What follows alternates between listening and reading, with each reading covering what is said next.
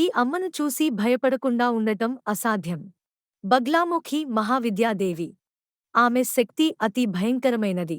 ఒక్క చూపే, ఒక్క మాటే శత్రువులను నిలిపివేస్తుంది. పురాణాల్లో చెప్తారు, ఎవరు ఆమెను భక్తిగా ప్రార్థిస్తారో వారి శత్రువులు కదలకుండా నిశ్శబ్దంగా మారతారు.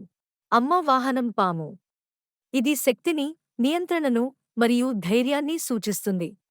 బగలాముఖి అనేది కేవలం శక్తి మాత్రమే కాదు.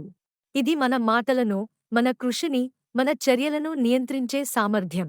ఆమె భక్తి తీసుకునేవారికి సమస్యలు, శత్రువులు, ప్రతికూలతలు కేవలం నిలిచిపోతాయి.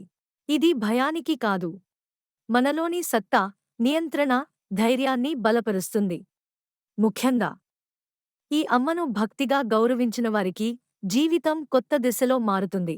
కారణం, ఆమె శక్తి నిజానికి మనలోని నిశ్శబ్దాన్ని, మనలోని ధైర్యాన్ని వెలికితీస్తుంది.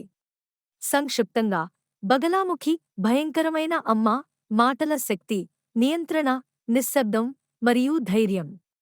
మీ శక్తి మీ మాటల్లో ఉందని మీరు తెలుసుకున్నారా?